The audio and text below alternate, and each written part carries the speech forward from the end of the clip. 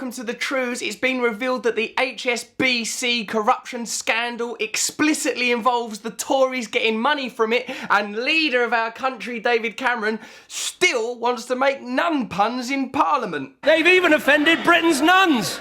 No wonder people look at Labour and say they haven't got a prayer.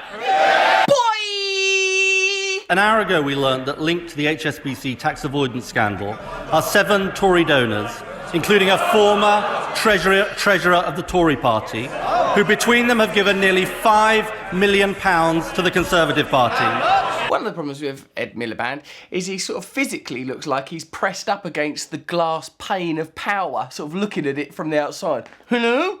Hello? Can I come in? No, you can't, Ed. Labour too has received cash and loans from HSBC bank clients, while leaked documents also reveal that many donors with HSBC accounts had non-dom tax status. More about that later. Peers named in the files include Lord Sterling and someone called Lord Fink, who gave £3 million to the Conservatives and used to be a party treasurer and has a name that sounds like a Beano character. There's also this geezer called Richard Caring. He owns a posh restaurant called The Ivy, which I'm ashamed to admit I've been in once. He had 100 million in HSBC. He loaned 2 million to Labour when they were in power, and now he's made donations of 400,000 to the Tories. This guy, Richard Caring, is something what's called a non-dom. A non-dom means you can just tell the government, I don't live here, right? But you actually do live here. And they go, yeah, but I'm not always going to live here. In the future, I'm going to live somewhere else. Oh, all right. Don't pay tax here then.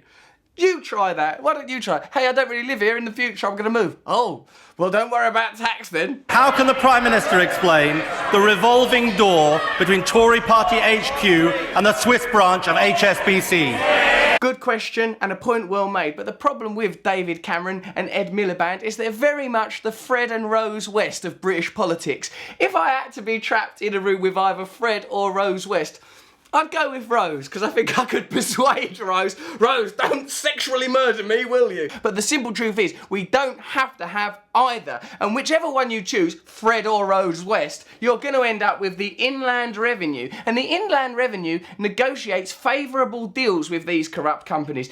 The overwhelming majority of HSBC Swiss clients settled with the tax authorities under extraordinarily lenient measures which levied penalties as low as 10% on the unpaid tax. Essentially, it's better to avoid paying your tax because you avoid it and then you just pay 10% of it. If you swap tax dodging for fare dodging, what I always used to do, when I used to get the train, I thought, I can't afford it, I'm not paying, right? If they catch you, they make you pay all of it and a £10 fine. They don't go, well, just give us 10% of the fare to Fenchurch Street from Grays for us. Then I would always have fare dodge. I did always fare dodge anyway because I had no choice. But fare dodging, you get slapped up with a proper fine. Tax dodging, you pay 10%. One rule for rich, other rule for poor. I saw this list just before coming to Prime Minister's questions, and one of the people named is the Labour donor Lord Paul, who funded Gordon Brown's election campaign. How can you even use that as an argument? Like, look,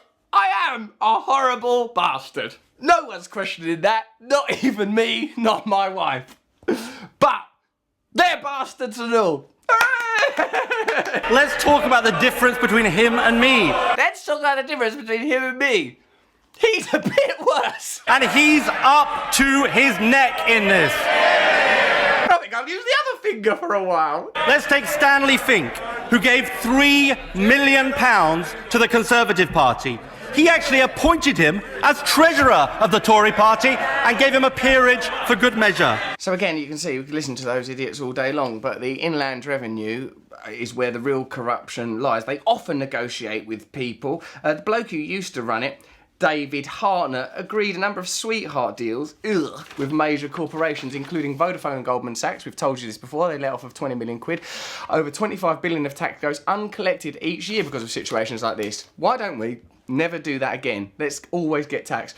After being accused of lying to MPs in 2012, Mr. Hartnett left the Inland Revenue and joined HSBC as, get ready for something that sounds like sarcasm, advisor on honesty.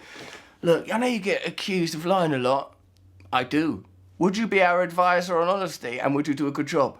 Yeah, I reckon I would. Then Hartnett went to work for something called Deloitte, a firm that signed off the accounts for coffee chain Starbucks to pay no corporation tax for 3 years by channeling its revenues through Luxembourg and Switzerland. During his time as Inland Revenue boss, Hartnett met with Deloitte 48 times in 4 years. That is more than I see my mum. The HSBC revelations coincide with the Conservative Party's annual fundraising black and white ball. You'd think at this sensitive time, when it's being revealed that the government of both parties are in bed with big business, the Tories are doing more dirty stuff, but they're both in bed with big business and explicitly HSBC, the Tories will be sensitive about having something called the annual black and white ball, a carnival of privilege and wealth where Tory donors and MPs all hang out together. There's an auction where you can get a private jet getaway to Italy, Swiss chalets, pheasant shooting trips, signed copies of George Osborne's budget. Are they literally taking the piss? Some of the things in this auction sound like sort of horrible dreams that I have. A shoe shopping trip with Theresa May. The only way I'd go on a shoe shopping trip with Theresa May is if option B was to be shot in the face. And the only reason he is sitting there is because a bunch of trade union leaders decided he was more left-wing than his brother. It's actually beyond juvenile playground taunts and involves familial abuse. I cannot watch this without feeling that every syllable uttered is a validation of my opinion that none of these people are worth voting for, none of these people are worth cooperating with, that this entire system sucks and it has to be replaced with something that's an authentic expression of the will of the people, true democracy. At least two major global hedge fund managers are intimately connected to the organisers of tonight's ball. Both of them run major tax avoidance schemes offshore. Oh God, oh God. Maybe don't do it on the very day that it's been revealed that you're explicitly involved with HSBC, that you are totally corrupt, that you are taking their money, that there's no way out for us, the people of Britain, that we've got no option. Should we hold the black and white ball today? Should we delay it? Well, that would be a lot of administrative complications. Yeah, but at least if we cancel the black and white ball, it would show that in our hearts, truly, we represent the people of Britain, not a rich elite, not tax dodgers, not tax avoiders. That I remember as a little boy, I just wanted to be a politician. I just wanted to help people. I saw poor people in the street and I thought it isn't right. I want to bring people together. We're having the black and white ball. Okay, sir. Last year, David Cameron turned up with no fewer than 18 ministers, so it's a chance to really get close, rub shoulders, talk turkey with ministers. So when David Cameron famously says we're all in it together, well, you're not unless you're one of the 570 going into the ballroom. What this information reveals to us is that corruption runs through our society. Big businesses run Britain, aided and abetted by the government, both parties, and the media. This whole system is held together by treachery. We're constantly told that the government is losing 100 billion a year through tax dodging. The government isn't losing 100 billion a year. The government's fine. You're losing 100 billion a year through tax dodging. They've got their jobs. They've got their next jobs lined up. They've got their bonuses in the future. They've got their relationships. They've got the revolving door that they all spin around in. Learn more about tax dodging and tax corruption by looking into UK Uncut, a fantastic organisation. But most importantly, trust neither the Fred or Rose West of British politics, because they're not interested in representing you. They just want to take you home and fuck you over. That's some true news.